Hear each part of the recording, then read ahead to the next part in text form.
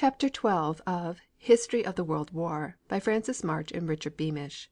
This recording is in the public domain. Chapter 12 Rescue of the Starving. The sufferings of Belgium during the German occupation were terrible, and attracted the attention and the sympathy of the whole world. To understand conditions it is necessary to know something of the economic situation. Since it had come under the protection of the great powers, Belgium had developed into one of the greatest manufacturing countries in the world. Nearly 2,000,000 of her citizens were employed in the great industries, and 1,200,000 on the farms. She was peaceful, industrious, and happy. But on account of the fact that more than one half of her citizenship earned their living by daily labor, she found it impossible to produce foodstuffs enough for her own needs. 78% of her breadstuffs had to be imported. From her own fields she could hardly supply her population for more than 4 months. The war and the German occupation almost destroyed business. Mines, workshops, factories and mills were closed. Labor found itself without employment and consequently without wages. The banks would extend no credit. But even if there had been money enough, it soon became apparent that the food supply was rapidly going. The German invasion had come when the crops were standing ripe upon the field. Those crops had not been reaped, but had been trampled under foot by the hated German. One feature of Belgian industrial life should be understood. Hundreds of thousands of her workmen were employed each day in workshops at considerable distances from their own homes. In times of peace the morning and evening trains were always crowded with laborers going to and returning from their daily toil. One of the first things seized upon by the German officials was the railroads, and it was with great difficulty that anyone, not belonging to the German army, could obtain an opportunity to travel at all, and it was with still greater difficulty that supplies of food of any kind could be transported from place to place. Every village was cut off from its neighbor, every town from the next town. People were unable even to obtain news of the great political events which were occurring from day to day, and the food supply was automatically cut off. But this was not the worst. One of the first moves of the German occupation was to quarter hundreds of thousands of troops upon their Belgian victims, and these troops must be fed even though the Belgian and his family were near starvation. Then followed the German seizure of what they called materials for war. General von Besseler, in a dispatch to the Kaiser, after the fall of Antwerp, speaks very plainly. The war booty taken at Antwerp is enormous. At least 500 cannon and huge quantities of ammunition, sanitation materials, high power motor cars, locomotives, wagons, 4,000,000 kilograms of wheat, large quantities of flour, coal and flax wool, the value of which is estimated at 10,000,000 marks, copper, silver, one armored train, several hospital trains, and quantities of fish. The Germans proceeded to commandeer foodstuffs and raw materials of industry. Linseed oil, oil cakes, nitrates, animal and vegetable oils, petroleum and mineral oils, wool, copper, rubber, ivory, cocoa, rice, wine, beer, all were seized and sent home to the fatherland. Moreover, cities and provinces were buried with formidable war contributions. Brussels was obliged to pay $10,000,000, Antwerp $10,000,000, the province of Brabant $90,000,000, Namur and 17 surrounding communes $6,400,000. Finally, Governor von Bissing, on the 10th of December, 1914, issued the following decree: A war contribution in the amount of $8,000,000 to be paid monthly for 1 year is imposed upon the population of Belgium. The payment of these amounts is imposed upon the 9 provinces which are regarded as joint debtors. The first 2 monthly payments are to be made by the 15th of January, 1915, at latest, and the following monthly payments by the 10th of each following month to the military chest of the Field Army of the General Imperial Government in Brussels. If the provinces are obliged to resort to the issue of stock with a view to procuring the necessary funds, the form and terms of these shares will be determined by the Commissary General for the banks in Belgium. At a meeting of the provincial councils the Vice President declared: The Germans demanded these 96 millions of dollars of the country without right and without reason. Are we to sanction this enormous war tax? If we listened only to our hearts, we should reply: No, 96 million times no, because our hearts would tell us we were a small, honest nation living happily by its free labor. We are a small, honest nation, having faith in treaties and believing in honor. We were a nation unarmed but full of confidence, when Germany suddenly hurled 2,000,000 men upon our frontiers, the most brutal army that the world has ever seen, and said to us, "Betray the promise you have given. Let my armies go by that I may crush France, and I will give you gold." Belgium replied, "Keep your gold. I prefer to die rather than live without honor." The German army has, therefore, crushed our country in contempt of solemn treaties. "It is an injustice," said the Chancellor of the German Empire. "The position of Germany has forced us to commit it, but we will repair the wrongs we have done to Belgium by the passage of our armies." They want to repair the injustice as follows: Belgium will pay Germany $96,000,000. Give this proposal your vote. When Galileo had discovered the fact that the earth moves around the sun, he was forced at the foot of the stake to abjure his error, but he murmured, "Nevertheless it moves." Well, gentlemen, as I fear a still greater misfortune for my country, I consent to the payment of the $96,000,000, and I cry, "Nevertheless it moves." Long live our country in spite of all. At the end of the year von Bissing renewed this assessment, inserting in his decree the statement that the decree was based upon Article 49 of the Hague Convention relating to the laws and usages of war on land. This article reads as follows: If in addition to the taxes mentioned in the above article the occupant levies other moneyed contributions in the occupied territory, they shall only be applied to the needs of the army or of the administration of the territory in question.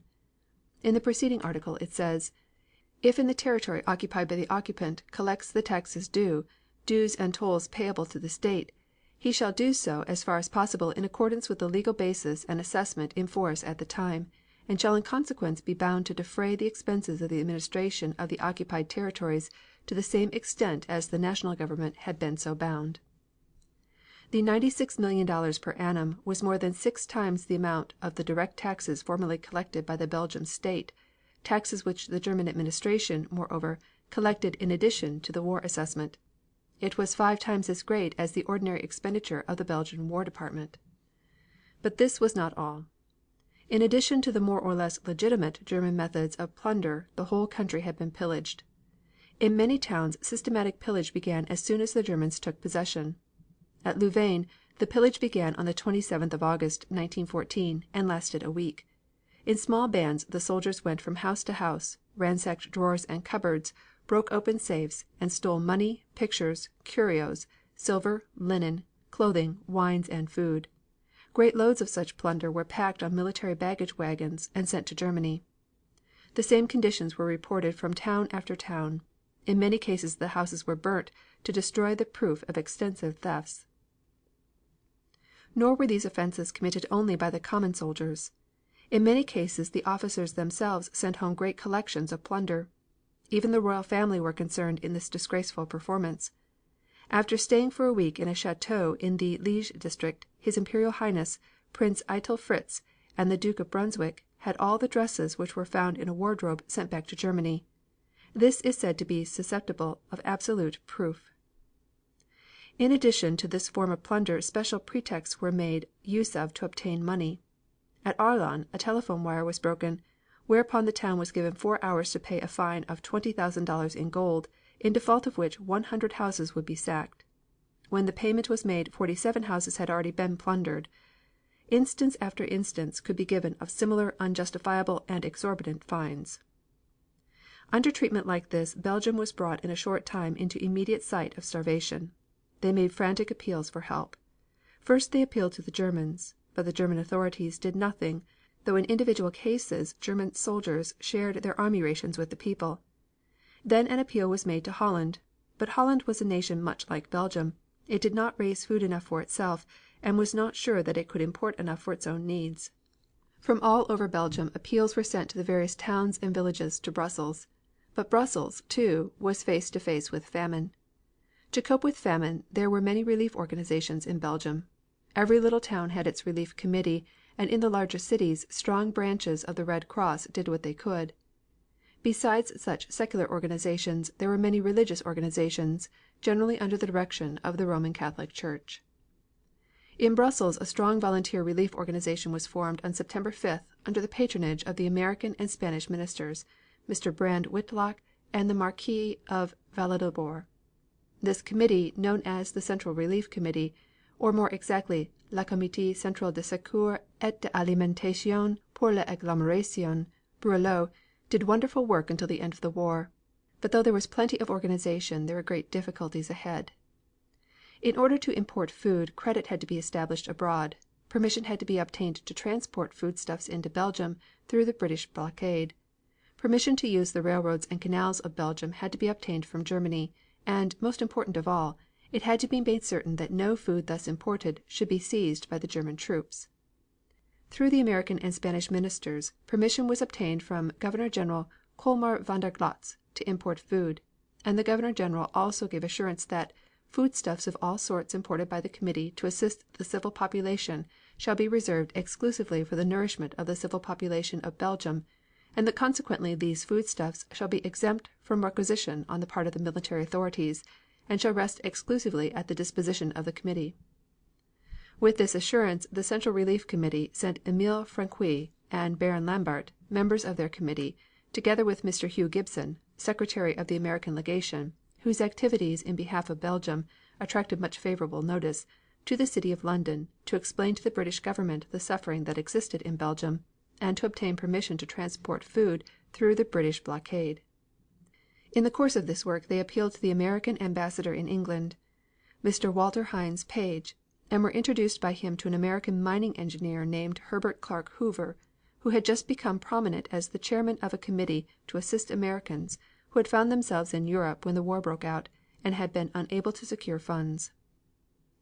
Mr. Hoover took up the matter with great vigor and organized an American committee under the patronage of the ministers of the United States and of Spain in London, Berlin, The Hague and Brussels, which committee obtained permission from the British government to purchase and transport through the British blockade to Rotterdam, Holland, cargo loads of foodstuffs to be ultimately transferred into Belgium and distributed by the Belgium Central Relief Committee under the direction of American citizens headed by Mr. Brand Whitlock.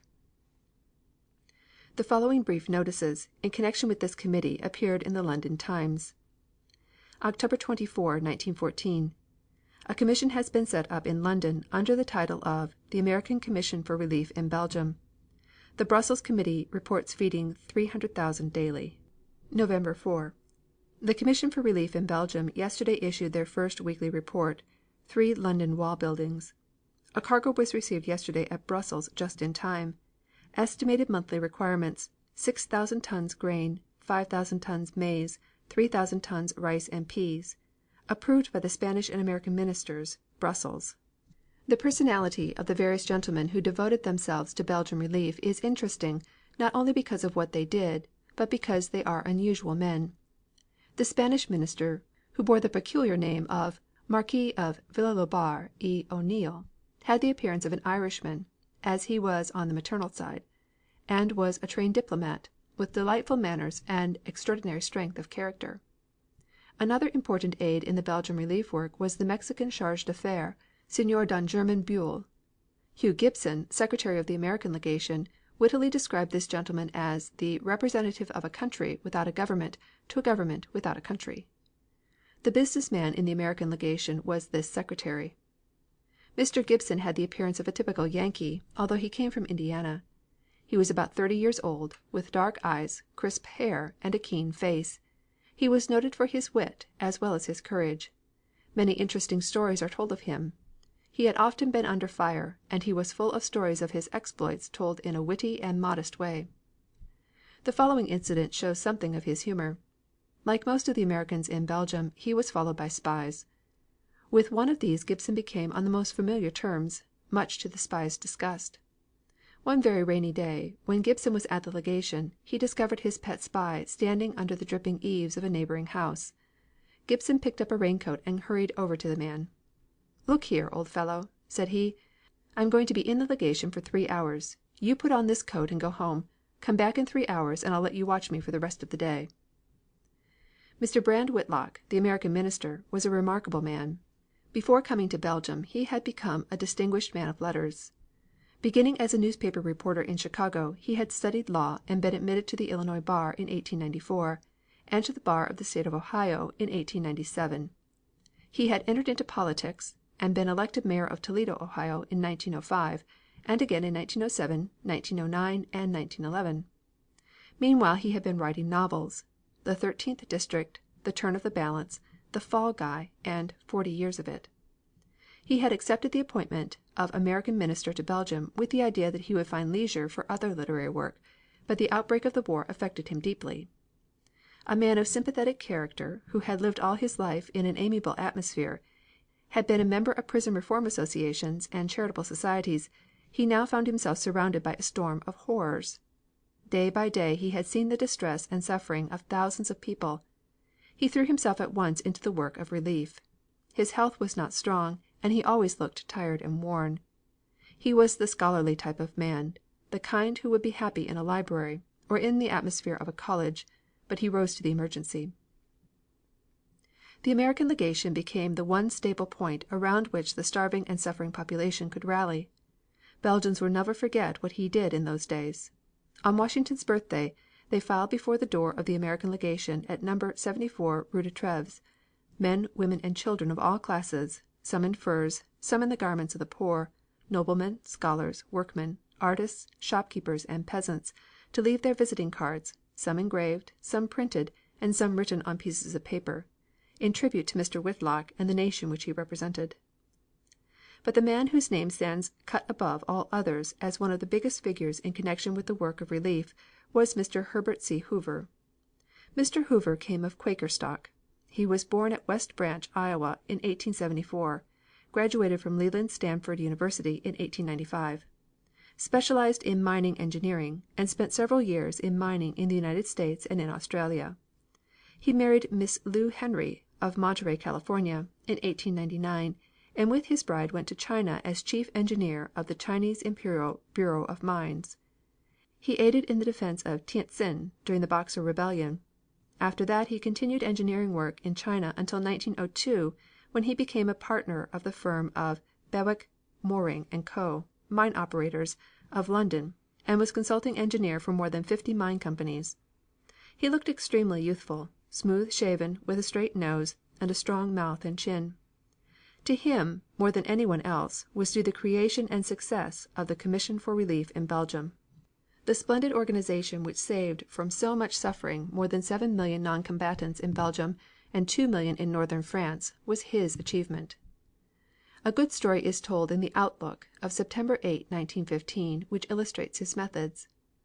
It seems that before the Commission was fairly on its feet, there came a day when it was a case of snarling things in red tape and letting Belgium starve, or getting food shipped and letting governments howl. Hoover naturally chose the latter.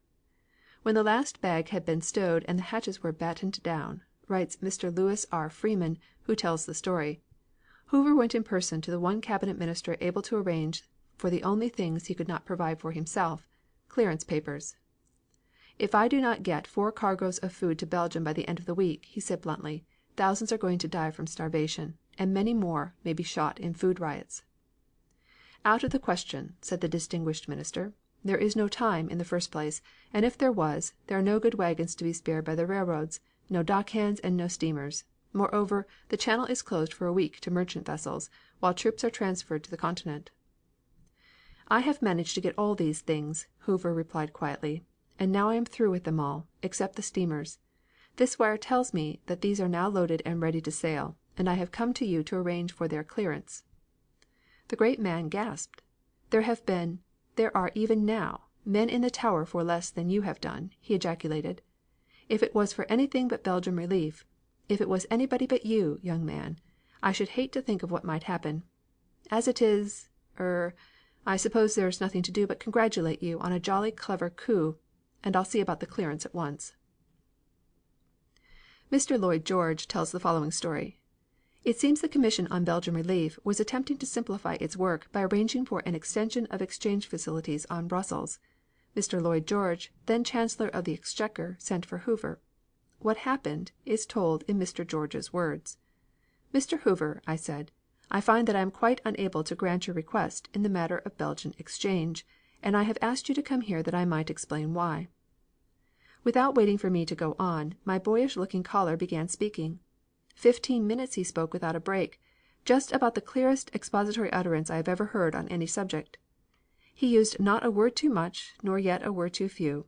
By the time he had finished I had come to realize not only the importance of his contentions but, what was more to the point, the practicability of granting his request. So I did the only thing possible under the circumstances, told him that I had never understood the question before, thanked him for helping me to understand, and saw to it that things were arranged as he wanted them. On April 10, 1915, a submarine torpedoed one of the food ships chartered by the Commission. A week later a German hydro airplane tried to drop bombs on the deck of another Commission ship. So Hoover paid a flying visit to Berlin. He was at once assured that no more incidents of the sort would occur. "Thanks," said Hoover. "Your Excellency, have you heard the story of the man who was nipped by a bad-tempered dog? He went to the owner to have the dog muzzled. 'But the dog won't bite you,' insisted the owner. 'You know he won't bite me, and I know he won't bite me,' said the injured party doubtfully. 'But the question is, does the dog know?' 'Herr Hoover,' said the high official, 'pardon me if I leave you for a moment. I'm going at once to let the dog know.'" This story, which is told by Mr. Edward Eyre Hunt in his delightful book about Belgium, War Bread, may be apocryphal, but it illustrates well Hoover's habit of getting exactly what he wants.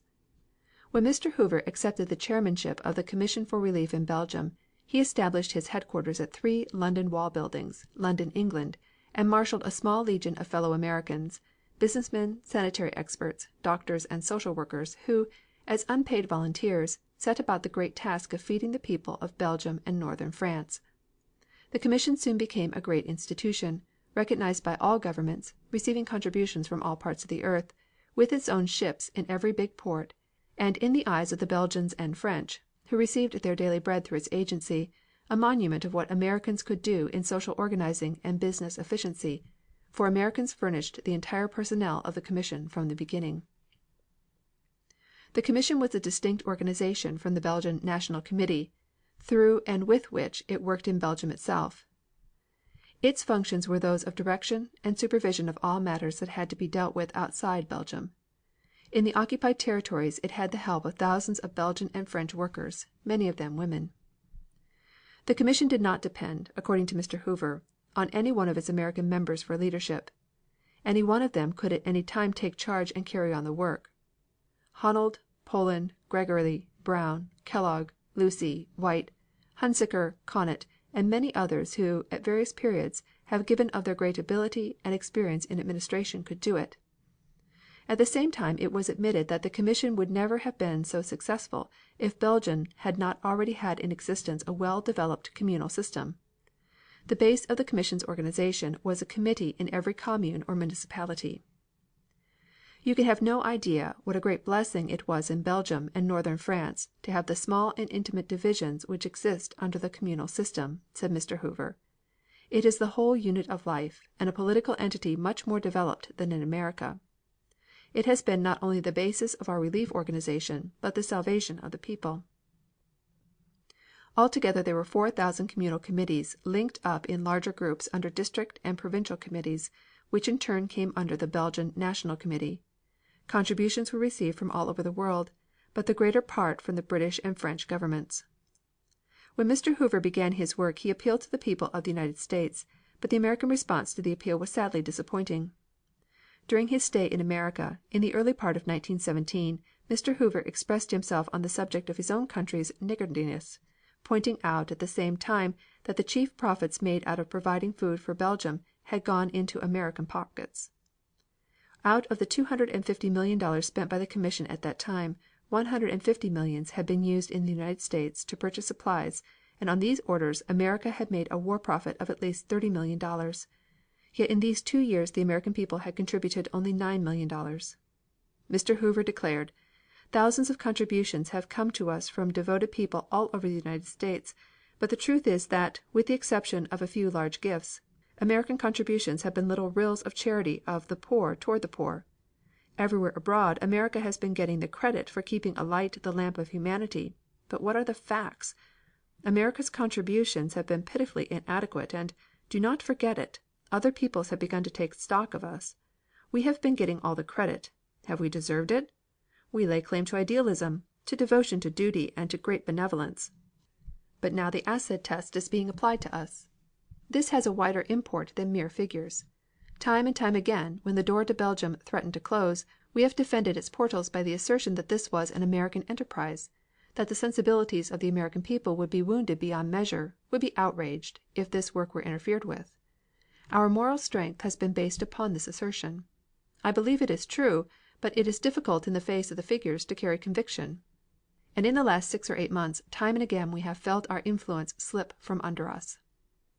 The statement that the Germans had taken food intended for the Belgians was disposed of by Mr. Hoover in a speech in New York City.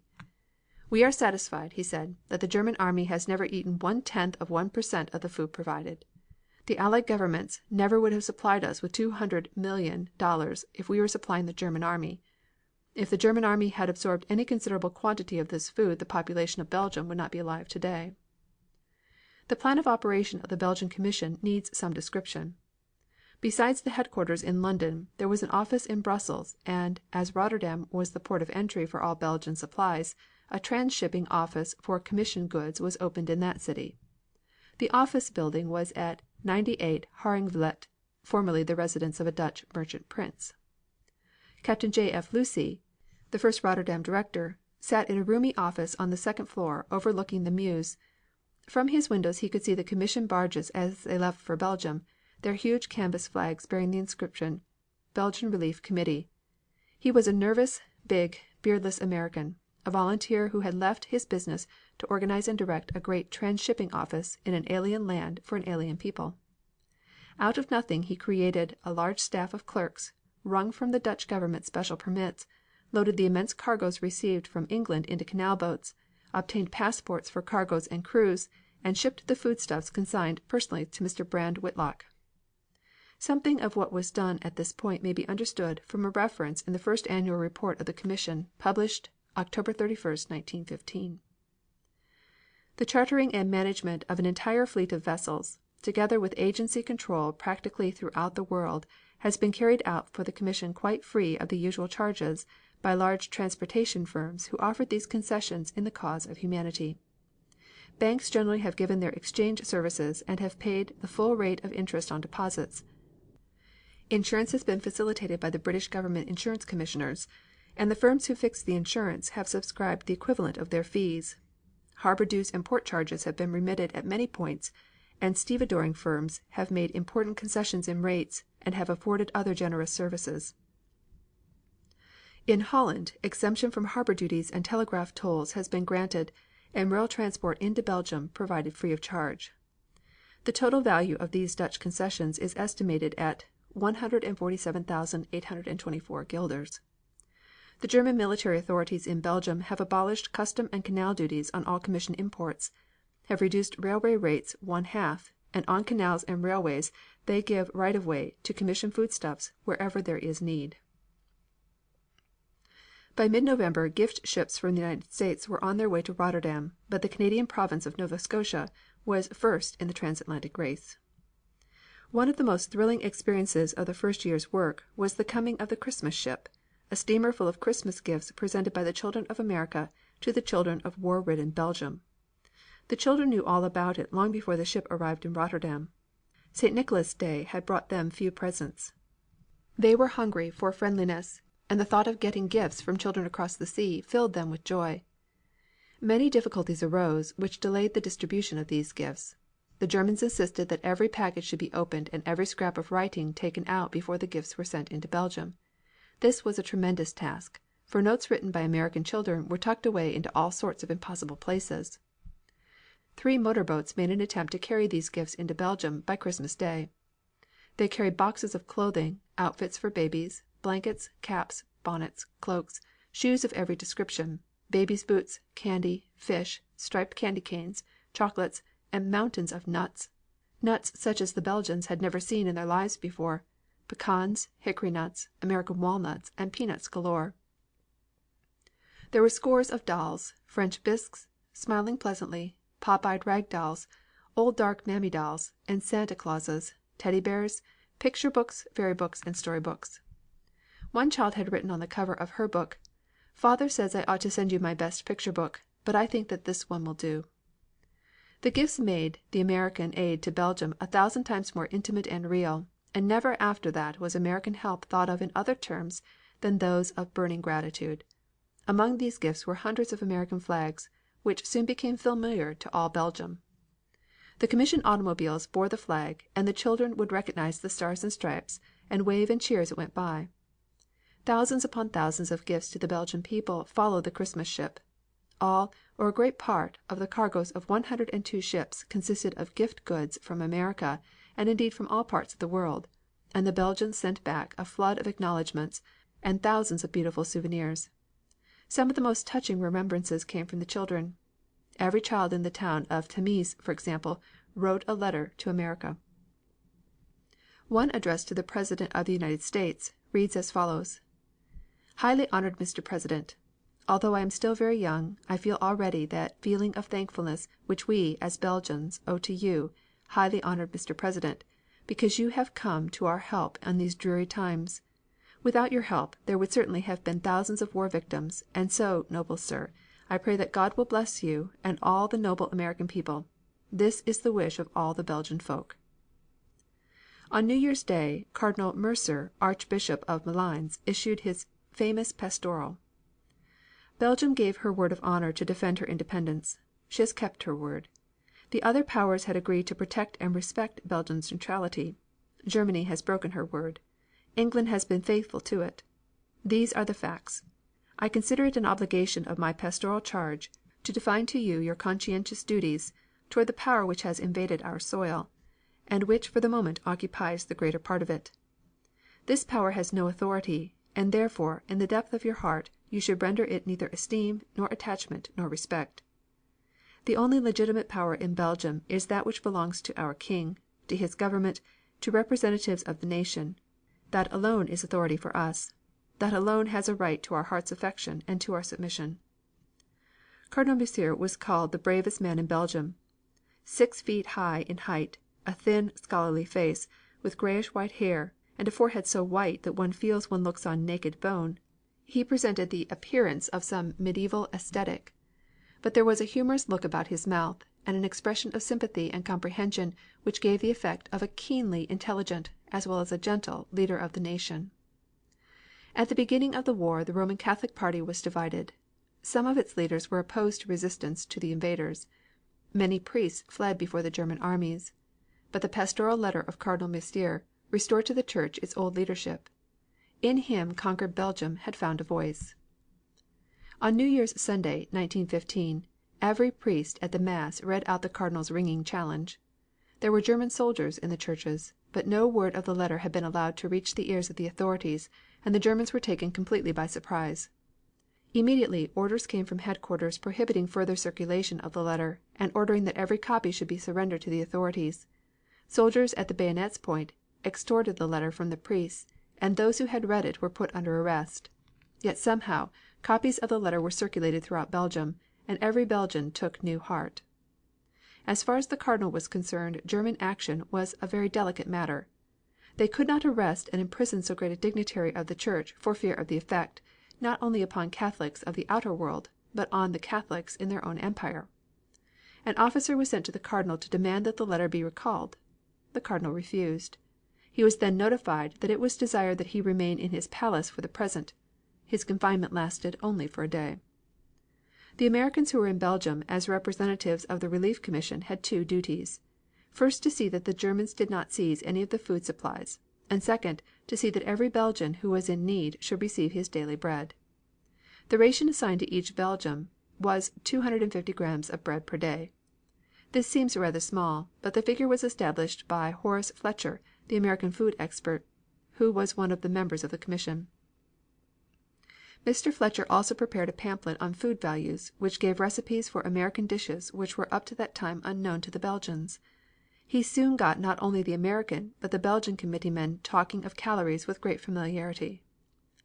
Some of the foods sent from America were at first almost useless to the Belgians. They did not know how to cook cornmeal and oatmeal, and some of the famished peasants used them as feed for chickens. Teachers had to be sent throughout the villages to give instructions. A great deal of difficulty developed in connection with the bread. The supply of white flour was limited. Wheat had to be imported and milled in Belgium. It was milled so as to contain all the bran except 10%, but in some places 10 or 15% of cornmeal was added to the flour, not only to enable the Commission to provide the necessary ration, but also to keep down the price. As a result the price of bread was always lower in Belgium than in London, Paris or New York. Much less trouble occurred in connection with the distribution of bread and soup from the soup kitchens. In Antwerp 35,000 men were fed daily at these places. At first it often occurred that soup could be had, but no bread. The ration of soup and bread given in the kitchens cost about 10 cents a day. There were 4 varieties of soup: pea, bean, vegetable and bouillon, and it was of excellent quality. Every person carried a card with blank spaces for the date of the deliveries of soup. There were several milk kitchens maintained for the children, and several restaurants where persons with money might obtain their food. It was necessary not only to fight starvation in Belgium, but also disease. There were epidemics of typhoid and black measles. The Rockefeller Foundation established a station in Rotterdam, called the Rockefeller Foundation War Relief Commission, and some of the women among its workers acted as volunteer health officers. People were inoculated against typhoid, and the sources of infection traced and destroyed. Another form of relief work was providing labor for the unemployed. A plan of relief was drawn up, and it was arranged that a large portion of them should be employed by the communal organizations in public works, such as draining, ditching, constructing embankments, and building sewers. The National Committee paid 9/10 of the wages, the Commune paying the other tenth. The first enrollment of unemployed amounted to more than 760,000 names, and nearly as many persons were dependent upon these workers. Providing employment for these led to certain complications. The Germans had been able up to this time to secure a certain amount of labor from the Belgians. Now the Belgian could refuse to work for the German, and a great deal of tact was necessary to prevent trouble. As time went on the relief work of the Commission was extended into the north of France, where a population of more than 2,000,000 was within the German zone.